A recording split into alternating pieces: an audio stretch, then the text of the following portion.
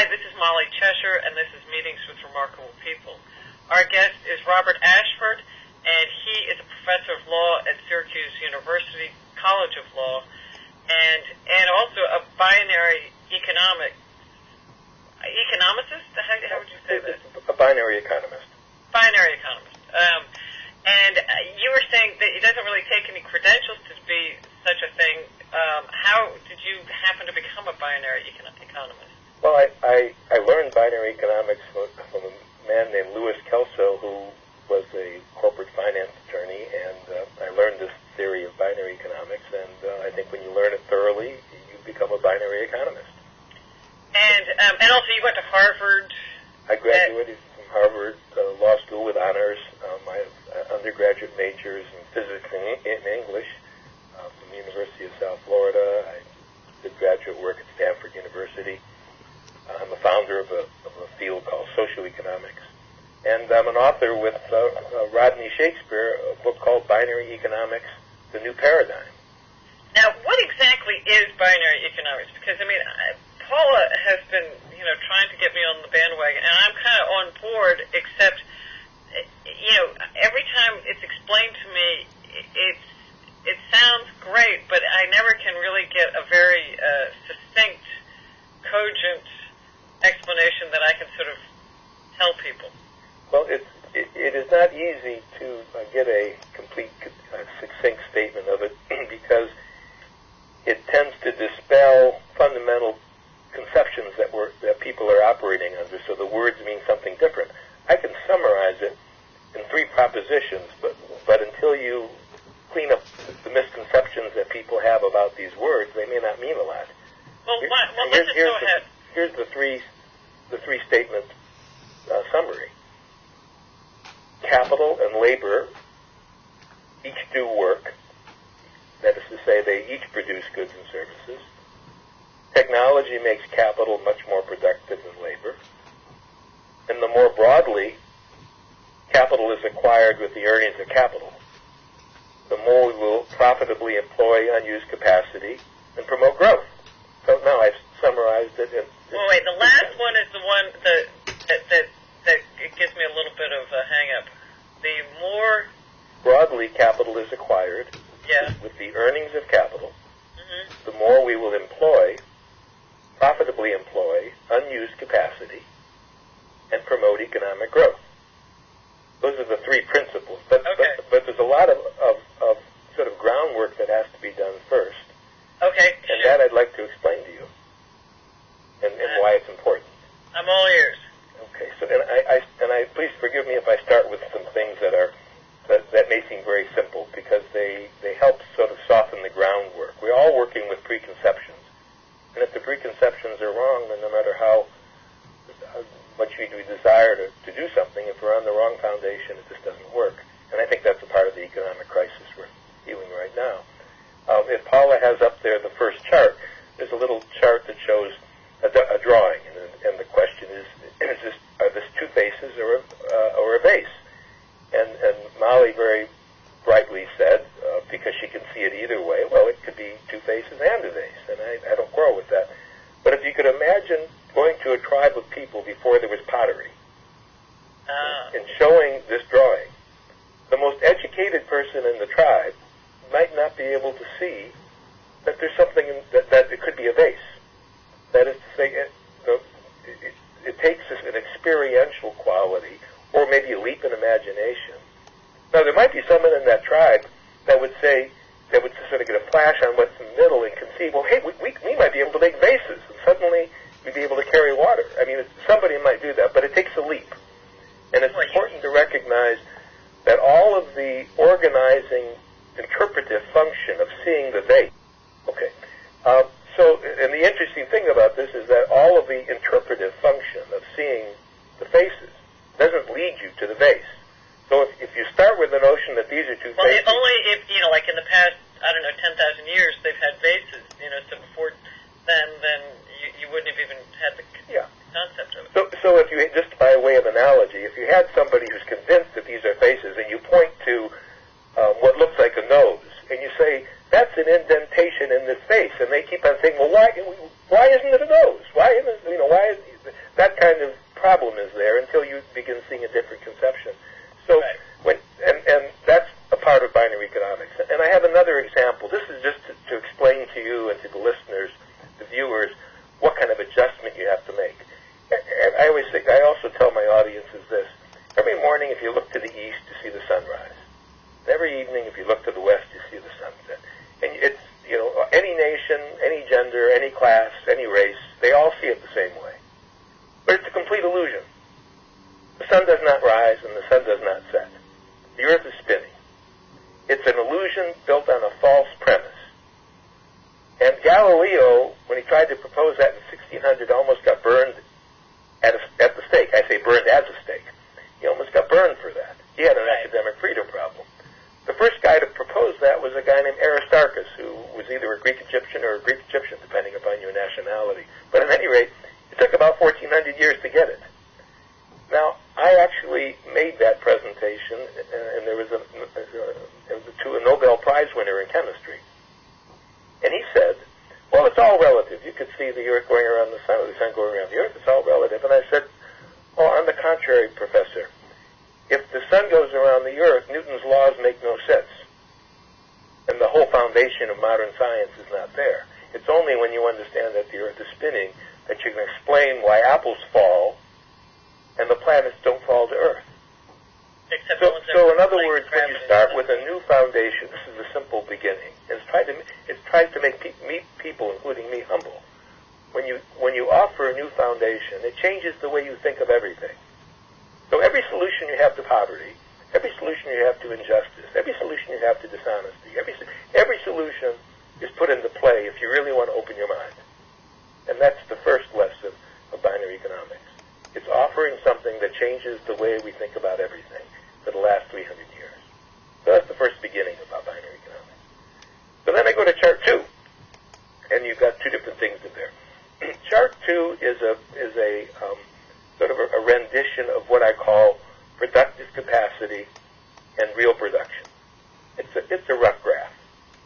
But what it shows is that from 1700 until today, we have a major increase in both production, what we actually produce, and a major increase in productive capacity. And to give the listeners and the viewers kind of a sense of what I mean by that, consider a movie about the Revolutionary War, and then consider a movie about the War of 1812, and then maybe the Civil War, and then the turn of the last century before there were cars, and then maybe when the Model Ts came in, and then the Great Depression, and then the 60s, and then today. Just imagine what was produced. You get an idea that there has been this ongoing growth in production and productive capacity. And it's interesting that what we actually produce is always beneath our productive capacity. That is to say, we always have the ability to produce more than we actually produce. And that's the reality. And the question is, what is the cause of productive capacity? And the reason that is important is that if people are poor and are languishing for food and we can produce more food, that's an important question. And if people have insufficient clothing and we could make more clothing, that's an important question. Food, clothing, shelter. None of our problems today are because we can't produce more. We don't have a housing crisis because we can't produce more houses. We don't have a problem with General Motors because they can't produce more cars. None of our major problems today are because we can't produce more. All of our problems are of a different sort. And they relate to the question that we don't understand what's producing the wealth. And this brings us to Adam Smith, who's the father of economics. And Adam Smith wrote in 1776, roughly the same time that we founded our nation. And Adam Smith formulated a theory that was in the Wealth of Nations. And all economics rests upon his formulation. And that is to say, Smith advanced this idea, and the idea is very simple, that the role of capital is to make labor more productive. That was his theory of growth. That specialization of labor that allows, because machines help people specialize in this way and that way. That the specialization and the increased productivity that machines help people make is the cause of growth. He adopted that. Karl Marx adopted that. The people who brought us neoclassical economics, which is the theory that the ideology largely that drives the Republican Party, he believed that. Those people believe that. John Maynard Keynes, that's the ideology of the Democratic Party. They believe that. Milton Friedman believed that. All economists, all the people that advise government, think that capital makes labor more productive. That's their theory of growth. And the binary economist says that's false. That is not what causes growth. And now we provide the so-called binary explanation for what causes growth. Here's how Adam Smith saw it. You saw 10 boards an hour with a handsaw and 100 boards an hour with a machine saw. So we think of capital as making labor more productive. Capital makes labor more productive. But the binary economist doesn't see it that way. The binary economist sees growth more like this. You haul 10 sacks, you haul a sack on your back for a mile and you're exhausted. You put 10 sacks on a horse, you go twice as far in half the time. The horse is capital. The horse is a non-human producer of wealth. And the horse is doing almost all the extra work. And then you put 10,000 sacks on a truck and you do 50,000 sack miles worth of work. The truck has done something far more important than making the truck driver more important. The truck is doing almost all of the extra work. So binary economics simply starts with a different conception, that labor and capital each do their own work, and that technology may make labor more productive, but technology makes capital always much more productive than labor. And those are the first two premises of binary economics. Now, Molly, I need to sort of take a step back for a second and say there's a major confusion that people have about the meaning of the word capital. It's a huge confusion, and even if people want to throw binary economics in the trash can, they can at least come to understand something very important here, and that there's a huge difference between real capital, which is what Adam Smith and Karl Marx and the neoclassical economists and Keynes and the conventional economists talk about, usually real capital. Those are assets, machines, tools, structures, land. You put them on the left-hand side of the balance sheet. And then there's another term. It's called financial capital. And that's a claim on real capital. It's a claim on real capital. And that notion of financial capital is a property right. You put this on the right-hand side of the balance sheet. So you'll hear economists today saying, well, banks need more capital, or General Motors needs capital. They mean, many instances, financial capital. So the people who do the news, the NBCs and the CBSs and all those folks, and all the shows that are talking about, they'll use the word financial capital and real capital in the same breath, but they're very different things. And what binary economics stands for when it says capital and labor are independently productive, what we say is the humans do work and non-human things do work. And that's the important element. And we have to always realize that financial capital is only a property right. It's not, property rights don't do work. Either people does work, or things do work. And so, but isn't money money is a medium of exchange. It is neither capital nor labor. But based on the value of work. It's based on the value of work or the value if you say value of work, the value of work of humans and also the value of work of things. Not only do humans, but non-human things do work. And that has value too. So you raise a question that is very sophisticated, and I usually talk about it a little bit later, but you can also talk about it right now. And that is, Adam, what's the connection between value and price, and the things that people make and do, and the things that things make and do, and the value of them.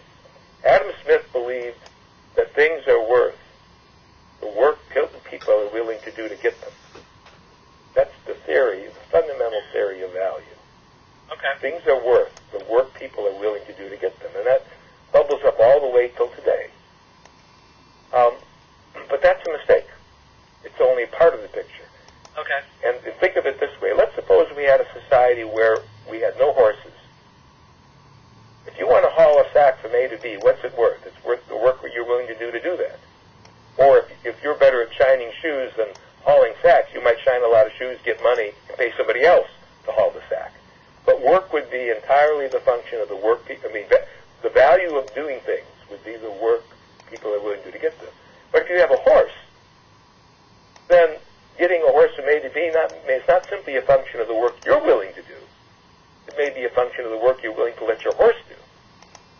So the whole concept of value changes once you recognize at the foundation that things do work just as people do work.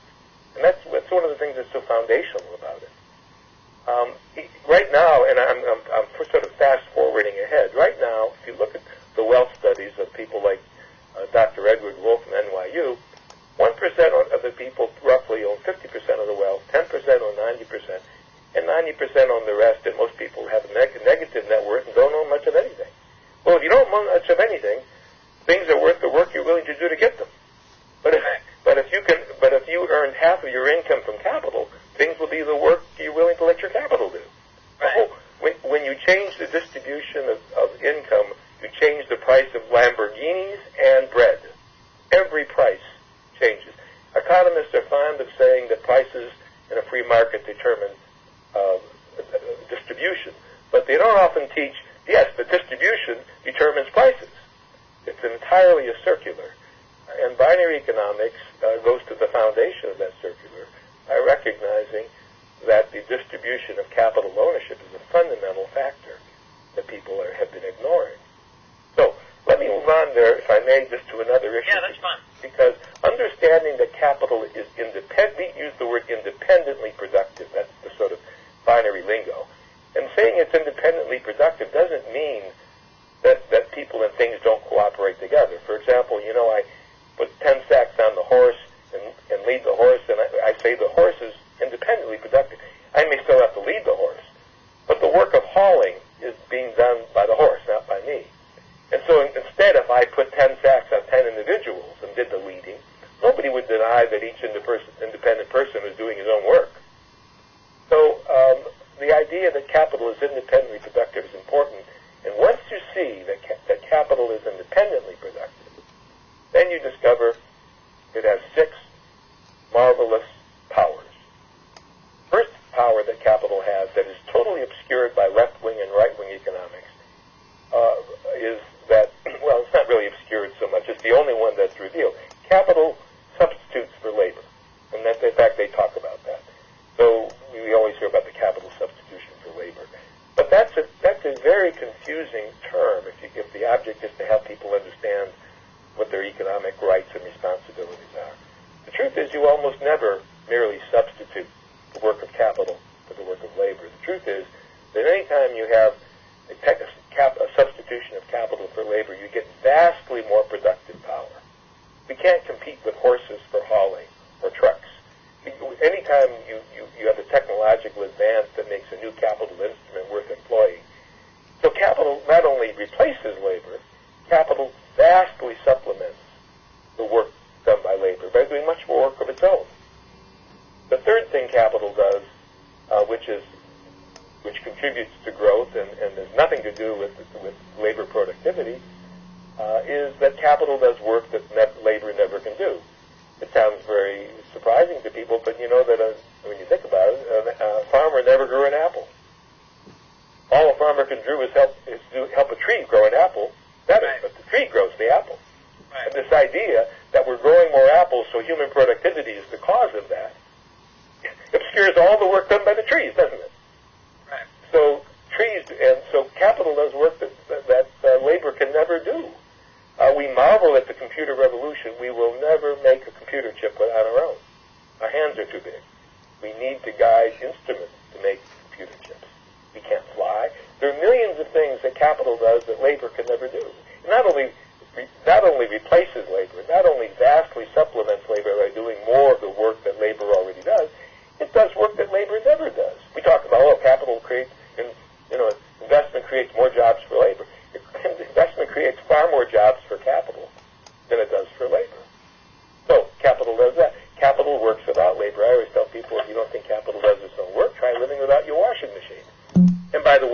carrying on your head a vase of water because every time you turn on the plumbing, capital is doing work that was once done by labor. So all capital does all those four things. And then there are two more that I'm going to skip for a moment. But each of those things contributes gigantically to this growth that we've seen since 1776. And very little of it has to do with increasing labor productivity. The person who drives the truck from New York to Washington is doing far less work than the person who drove the covered wagon 200 years ago. And the skills to drive a truck are probably, we talk about the increasing skills. Some jobs require more skills. I mean, flying an airplane requires more skills than maybe driving a car. But so many things increase our productive output and really dumb us down. And we're just pushing buttons or watching things, watching the machines do work and oiling them. So capital is hugely involved. And again, the binary notion says focus on the work being done. People have oftentimes interrupted me long before you've allowed me to make this statement and say, well, take someone to invent, take someone to build, take someone to install, take someone to lead, take someone to monitor, take someone to repair, take someone to all these things. Yeah, but the work of inventing, the work of building, the work of installing, the work of maintaining, the work of operating, the work of repair, that's not the work that the machine does. The work the machine does is a different kind of work. And it's usually far, far more, or you wouldn't employ it in the first place. So capital is the source of affluence, not labor. That's the big thing. And capital not only does more work, and capital distributes more income. In a real sense, work is income. Work is income. It may be bartered to something else, but work is income. So what we are doing in a nutshell is we are trying to distribute the earning capacity, what is earned increasingly by capital, by mass production to capital, with jobs and welfare. And you cannot distribute sufficient earnings to people with jobs and welfare when things are increasingly produced by capital. It simply cannot be done. And that's a part of our problem. So let me go to some more charts for a minute to get just a visual notion. I'm now on chart 3. I just want to say, just going back, the other element on chart 2, which I guess may be gone now from the screen, is that the stocks have generally tracked the value of stocks. The stocks have tracked the value in real production because those are the property right claims on real production. And so if you own the income stream of real capital instruments by your financial capital, then the financial capital is going to go up too, generally speaking. But both of the value of both capital and labor depends upon earning capacity there to buy it.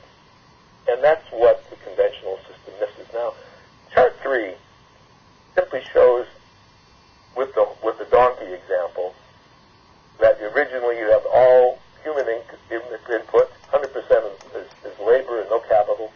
In the middle chart, you show the donkey doing 19, maybe 10 sacks, twice as far, 20 sacks, doing 95% of the work. When you get to the trucks, it's hugely.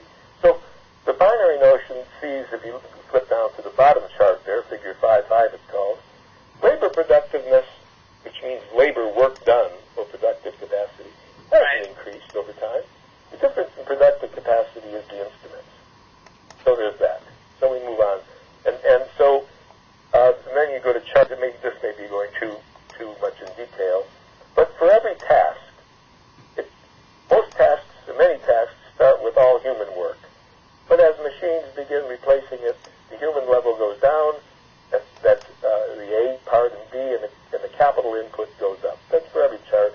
And if you look at total work done, I now flip to the bottom, called figure 3, we started way back in the Stone Age where you might say very little was done by capital, although I think that kind of ignores the trees and the sun and all the things that were doing work, helping us. But most of the things we called work were done by humans. And over time, things are continually shifting, more and more work done by capital. So if you go to chart 5, we have two different theories of growth. We have a theory of growth that says that the role of capital is to make labor more productive. And the funny thing about American economy is that if you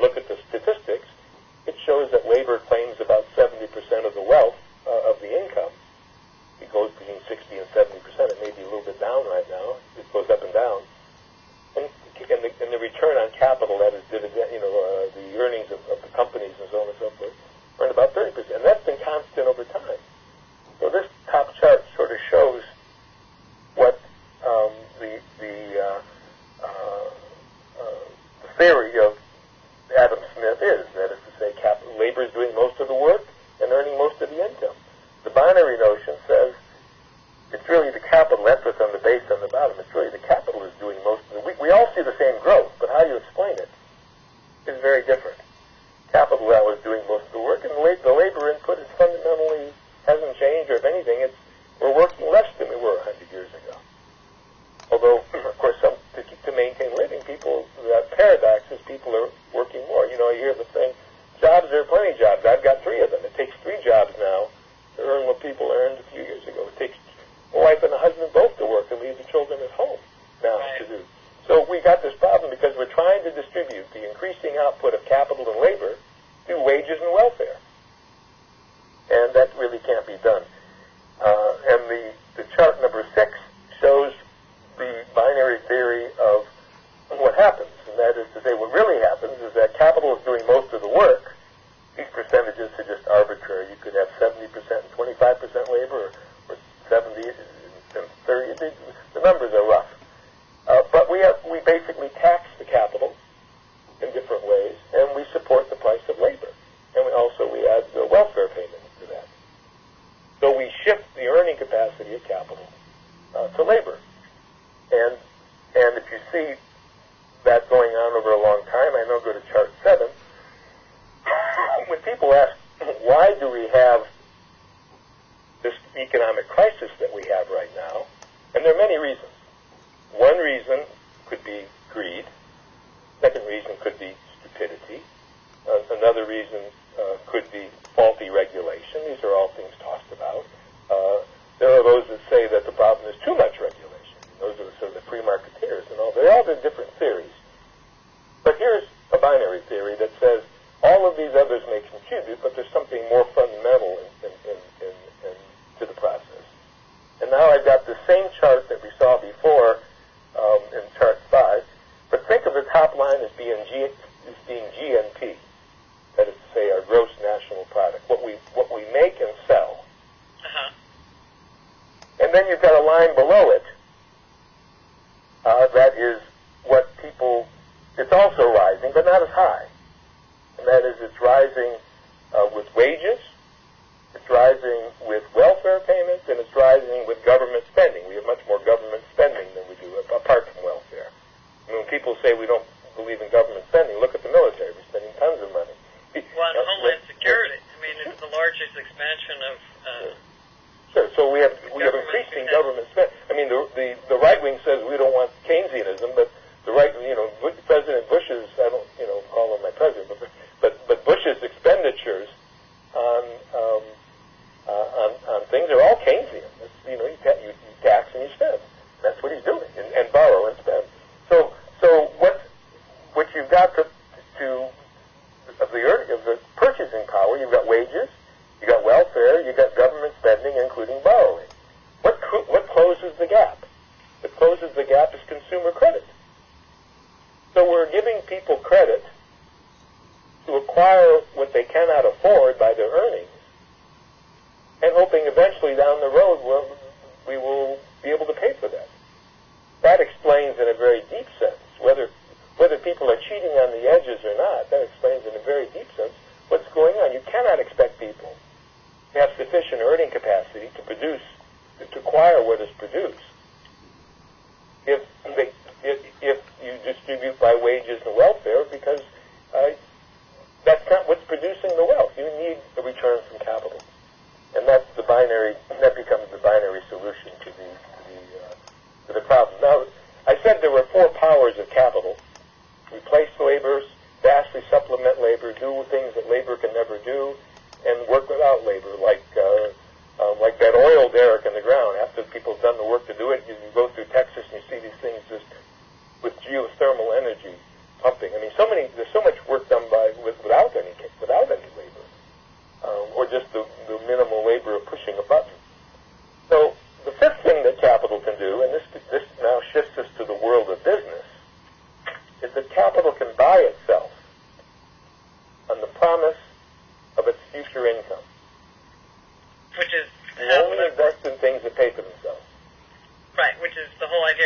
leveraged buyout.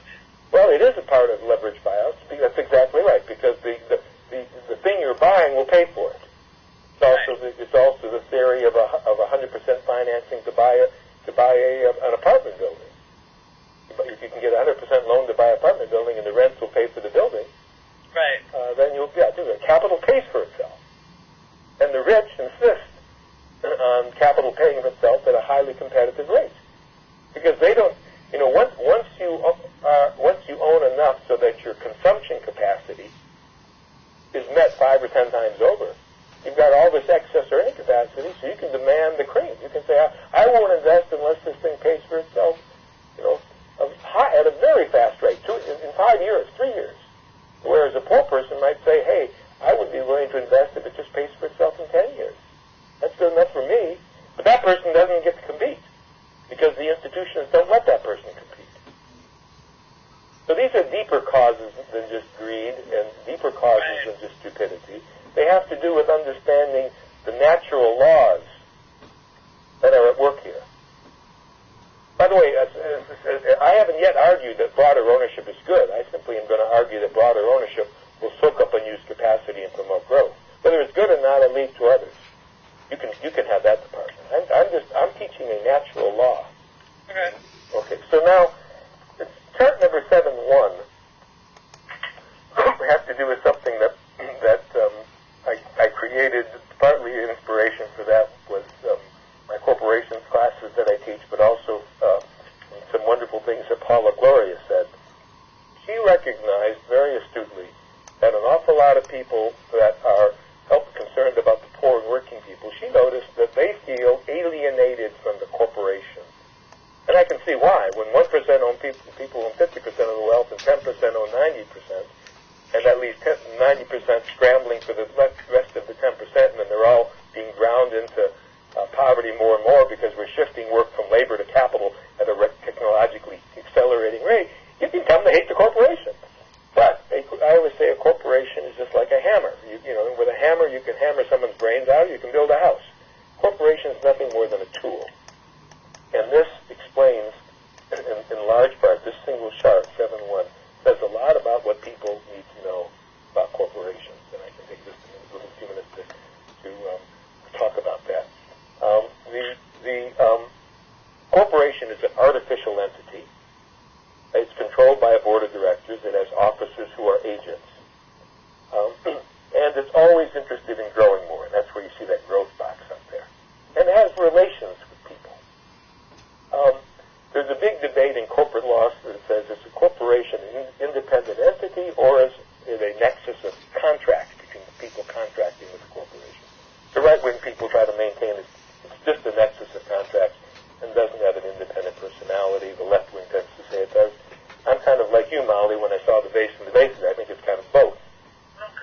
But the corporation has customers, employees, suppliers. It relates to the government because the government creates corporations. It has bondholders and preferred stockholders and common stockholders. It has all those things. It has a balance sheet. And notice there that's a balance sheet. And here's where I go into, it has real assets. That's what the binary economists and Adam Smith call real capital. It has liabilities like paying employees their wages and debts and bonds. And finally has common stock, shares of stock. And that's the financial capital. And that's it. When companies earn a revenue, they earn revenues, they have expenses, they depreciate, they pay money for research and development to make their capital more productive, they pay taxes, and they get a profit. And that profit goes to the shareholders. It's the participation in that process is how individuals acquire capital with the earnings of capital. Now here are some facts about corporations. Corporations are the dominant form of doing business in our country, so love them or hate them, they do about 90% of the wealth creation. The largest 3,000 corporations comprise about 90% of what people can invest in. The ownership is concentrated. That's 10%, 1% owning 50%, 10% owning 90%. So people are excluded. The purpose of corporate finance is to enable a corporation to acquire an asset before it's earned the money to buy it. Very few corporation law teachers teach that, but that is the truth. That's the purpose of the corporation, the finance. and that almost all corporate assets are acquired with the earnings of capital, not with the earnings of labor. When you tell the common man or woman to work hard, save wisely, and invest, and that's how you're going to be able to acquire capital, that's like telling someone to compete with hauling with a horse. People with their labor cannot compete with people who own capital for the acquisition of more capital, unless the same institutions that make the rich richer also are hardest to make the poor richer. You just can't do it. It's a misconception to do it.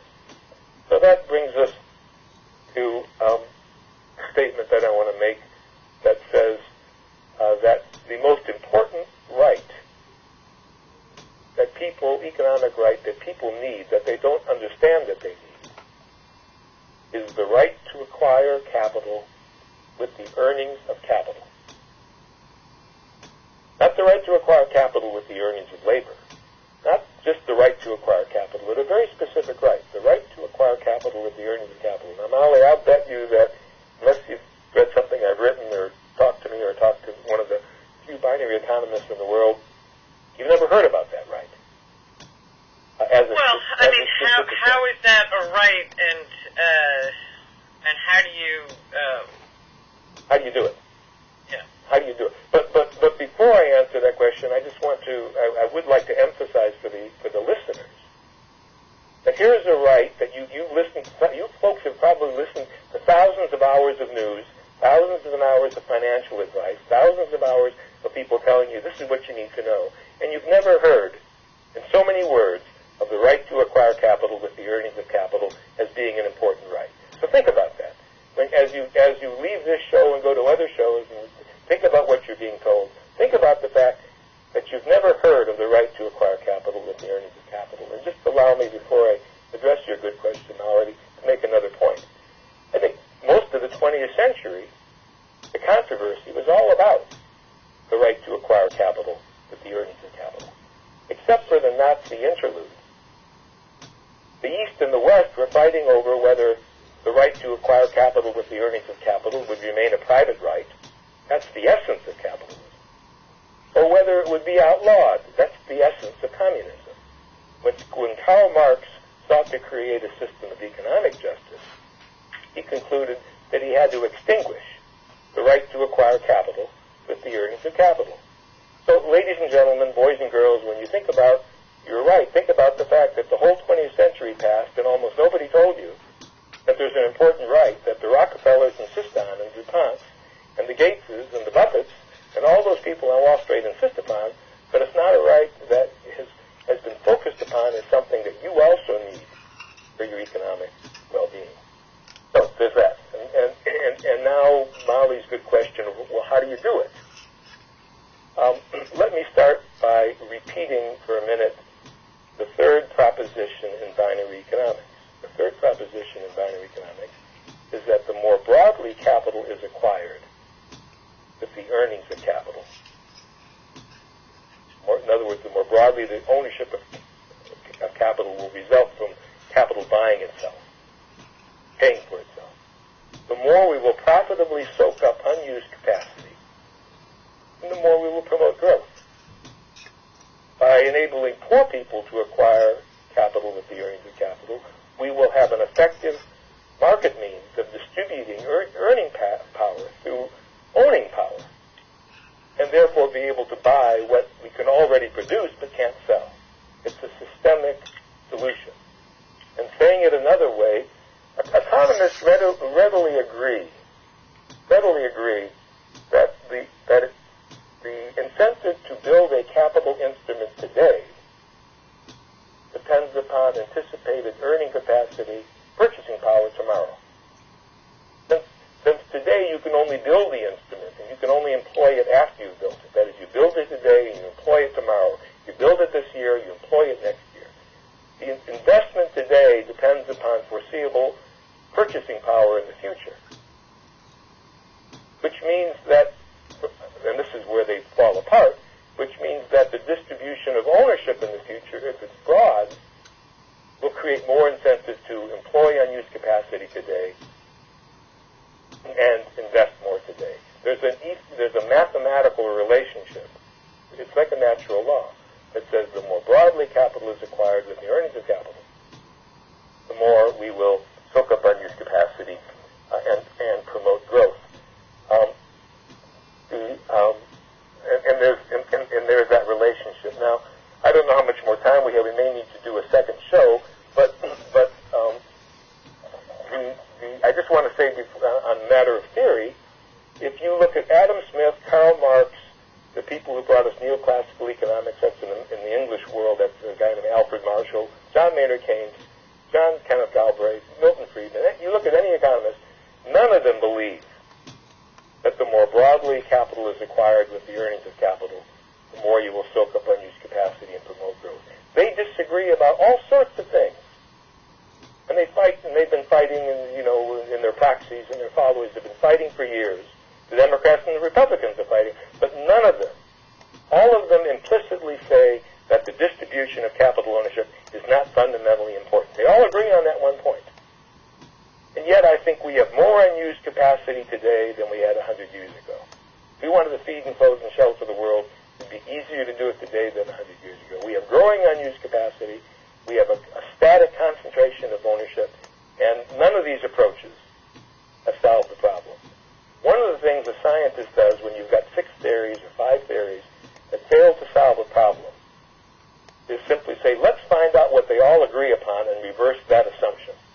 That's what binary economics is. It pinpoints with deep detail what the fundamental assumption that these people make, and that is that the distribution of ownership is not fundamentally important, and it reverses that assumption.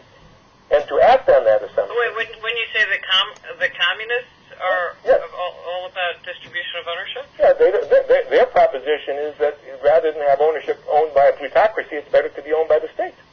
That's a concentration of ownership. They don't believe that the more broadly capital is acquired with the earnings of capital. Oh, I see. You mean... Communists outlaw the right to acquire capital with the earnings of capital. That's what communism is.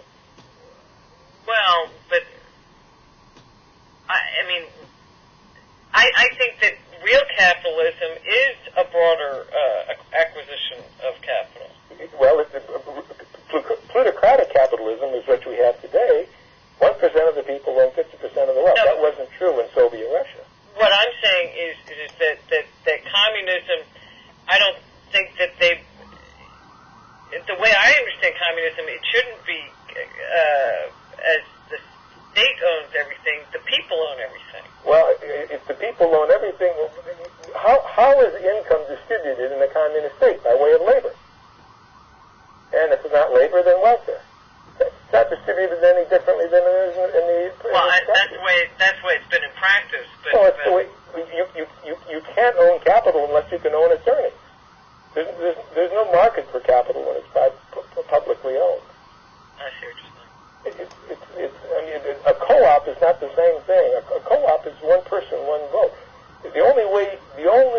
Looking at it politically, the autonomy that comes from owning a horse is reflected in your ownership of that horse. That's power. That's power. And Karl Marx thought that the distribution of ownership, although it was very narrow, was bad, and that we had to have the state own it all. And again, you look at how things are distributed. In a communist society, things are distributed via wages and welfare. I go back to Aristotle for a moment.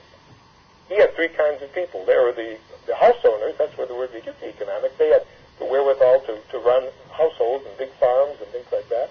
And then there were the chattel slaves. Those were like the blacks in our country, and that is to say, they had no property right in their labor, and they couldn't own anything. They were owned. That's real human capital.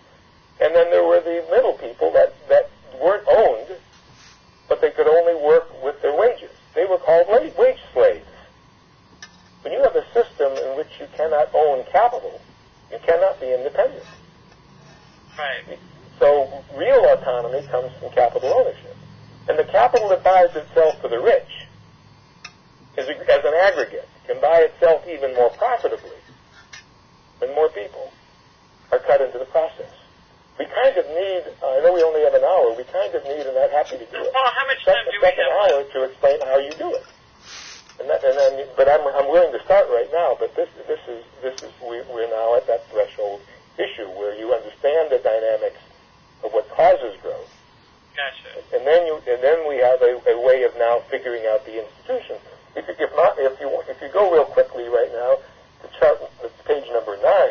10 minutes. 10 minutes we have left. Okay. Let's go. Let's go first of all to chart number 8. And I just want to explain a very simple transaction, and that is, here's a corporation that wants to grow, and that's where the hatchback is. It already knows it wants to grow. Excuse me, which page is this on? This is on, there's a chart called 8. There's a little there's 3 little black boxes. It's right before the one with the 6 boxes. Okay. All right. Now, in an earlier thing I gave you, I had some statistics which I'm going to repeat here right now. This growth, this corporate growth, which could be a single corporation or 1,000 corporations, it's the same thing where you have that upper sloping curve. It's on page 9, Paul. Yeah. It's also page 9 has all 6 boxes, and page 8 has just the 3 boxes. I was just going to start with page 8 just to start the simplicity. Well, page 8 is the corporation. Okay, well then I'm wrong. Let's go to page 9. Do you have page 9 or you have 6 boxes on page 9? Yes. I have 3 boxes. No, on page 9 I have 6 boxes. Okay, let's go to the 6 boxes. And Molly, you may want to go to 6. The next box, next chart. Okay? And then it says at the bottom, 6 major institutions? Yes. Okay, so I have that on page 10, but anyway, Okay, go ahead. that's my mistake. Yeah, I think I misnumbered. Okay, there's a corporation that wants to grow. And that growth can be one company or it can be a chart of the 3,000 largest companies. And that growth tracks the same thing, let's say, on a yearly basis with that upper sloping curve. We talked about economic growth and stuff. It's that corporate growth that's the big ball game. Right now, corporations grow by either using retained earnings, that is to say, earnings they've made after all their expenses and taxes and everything, that they reinvest, or they borrow money from a lender, and that would be like box 3, a loan from a lender, right. or they sell stock.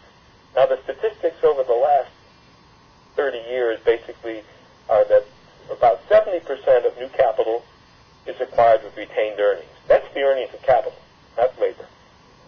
About 25% is bought with borrowed money, that a company borrows the money and pays back the loan, and then having paid back the loan, owns the capital free and clear. And the third is the sale of stock. Very little today is done with the sale of stock. In fact, sale of stock is almost down to zero.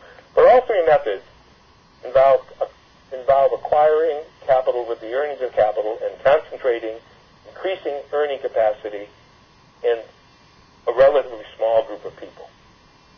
Now, the institutions that those companies use in different forms are they use trusts. For example, I would be surprised that Paris Hilton does her own investment decisions. They use trustees and financial advisors. That's box 2 on the bottom.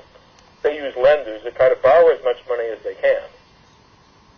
They use insurance. And sometimes the insurance comes because banks make a loan that's so big they syndicate their loans with others. Sometimes they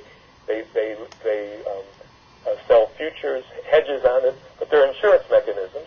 And there's also some measure of government reinsurance. So that's box 5, 4 box, 5. And finally, you have the central bank. The central bank is in the process of protecting the value of prices, and we see now with this crisis, we see the central bank coming in and bailing out institutions. Those 6 institutions are what enable the rich to acquire capital with the earnings of capital. Those are the 6 institutions that enable them to do that. And the binary proposal is that these same institutions can be made to work for poor and working people just as well as for rich people. And here's how it would be done. Instead of a loan going to the corporation, that's box 3 to box 1, the loan would go to a constituency trust, a trust that would enable, that could represent employees of companies, consumers of companies, neighbors of companies, that is, the people who live around company plants, even welfare recipients, people who are on welfare today. A loan would go to the trust. The trust would invest in stock of the company. The company would take the money it could have borrowed directly and invest least temporarily, that the capital instruments are a good investment. They will earn enough, they're projected to earn enough to pay back dividends to the trust to enable the trust to repay the lender. So if you have, let's say, a what's called a capital cost recovery period of 7 years, which could be more or less, but I just assume 7 for the sake of argument. The same principle works to 10, and the same principle works to 5. But at some point, let's say in 7 years, the capital has acquired itself, and all future earnings of that capital will now be distributed to companies' employees, their consumers, neighbors, people who live around the company, and even welfare recipients. So you now have a source of income on borrowed money for forward working people. Well, you need some other institutions to make it work. The lender typically will only make a loan if it has two sources of repayment. One source is the anticipated earning capacity of the capital you're buying. The second source of income typically is the investment of existing owners. But since you're not letting the existing owners participate in this particular growth, if you decide to do it this way, you need something as an alternative, and the binary alternative is what's called capital credit insurance. Capital credit insurance insures the lender that in the event of business failure, the lender has a second source of repayment. That enables lenders to loan for financially feasible projects and to have that second source of guarantee. So looking at it in a sort of a cosmic sense, instead of providing people with consumer credit that enables them today immediately to buy what they have not earned to afford, you can provide them capital credit, which after the capital pays for itself will enable them perpetually, to the extent that these companies are profitable, to buy because they're able to buy because they're earning.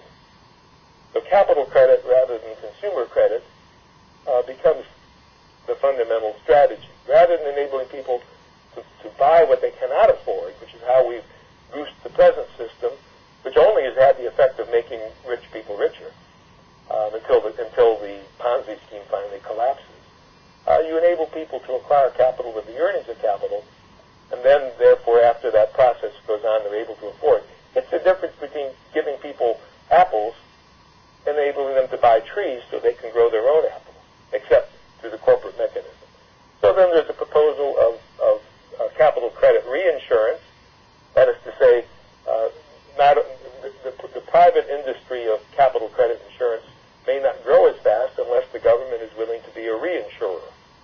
I used to be able to say that the FHA is a wonderful model for this, because for many, many years, from 1935 until recent, the FHA worked profitably as a reinsurer for private credit insurance.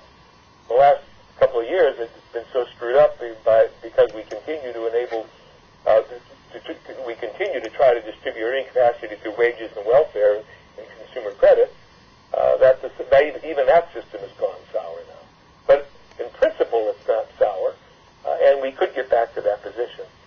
And the final mechanism here is the central bank, and this gets a little bit, again, it's hard to understand in an hour, but you can bring the cost of capital, financial capital, down to about 5.5%, which would be 2% for the bank to service the loan. That's what they call the banker's spread. Bankers basically earn as a service charge 2% to police the loans, to find the loans, to police them, to monitor them, to collect on the bad ones. 2 or 3% for the insurance, and about 0.25% for the Federal Reserve to monetize the loan. We're going way fast. I mean, I understand. In my courses, I would be spending, probably 2 or 3 hours on this. And to any government officials or policymakers or people who want to help poor and working people who are professionals, I'd be glad to get in touch with me, and I'll spend the time to talk about it. But in other words, this system enables the poor to acquire capital with the earnings of capital as well as the rich. Now, if Paula would switch to the last chart, which I've numbered 11,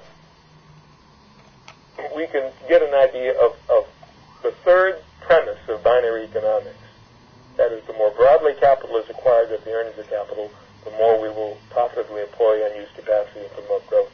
This explains that, this last chart.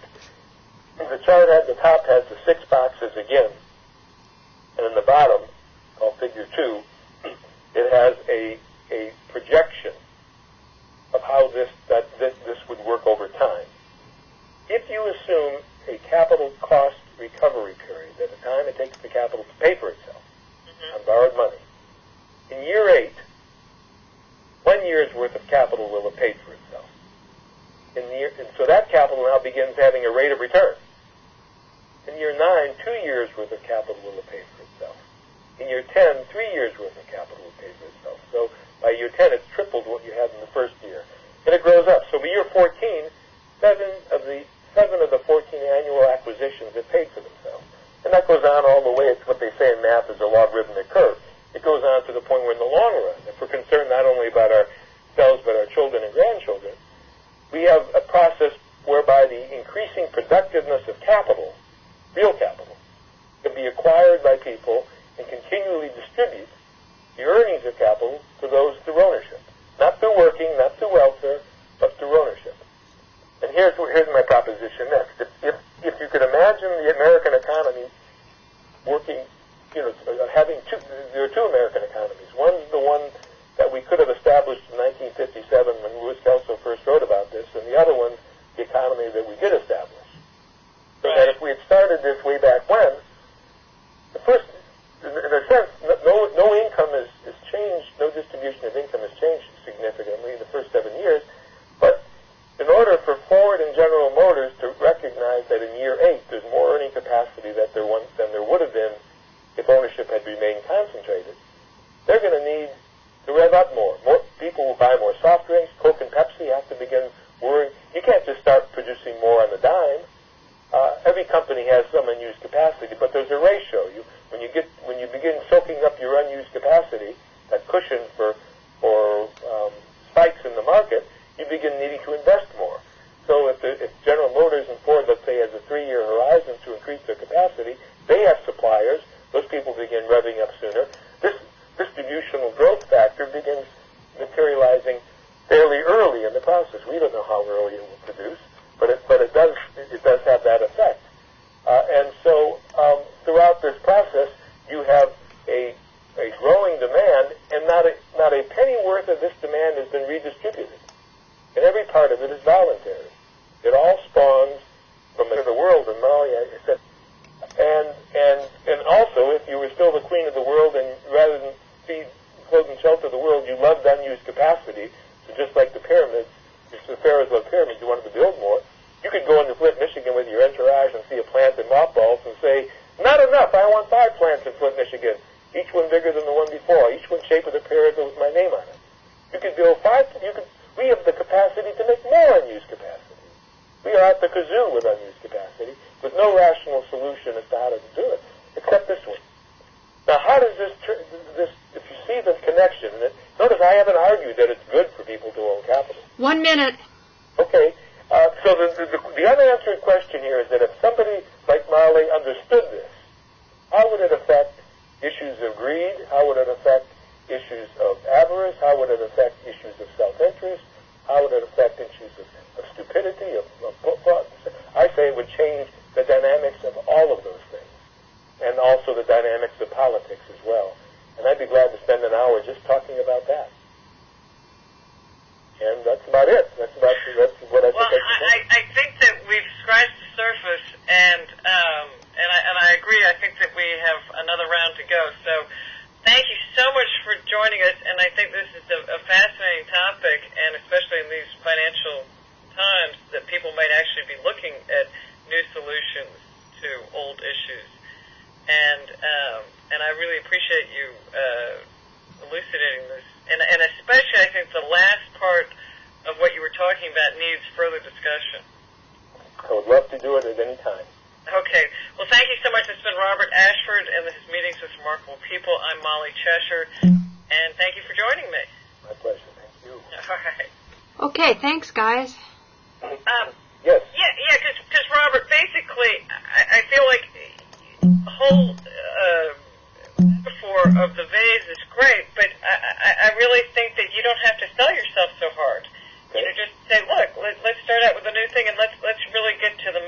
the argument, and then you can really expand on those difficult issues. I think that where you really so astutely put it, that where all of these other economic theories break down is that it's not about a broad distribution of capital. And I think that you can touch on what capital is, but that idea that even communism, where they say, quote unquote, the means of production belong to the workers are personified by the state, which is not really having the means of production owned by the workers. Mm-hmm. Mm-hmm. And I think that my understanding of communism is that the means of production are owned by the workers, and that the communism that we have in effect is not communism at all. It's some kind of hybrid that lends itself to totalitarian dictatorship.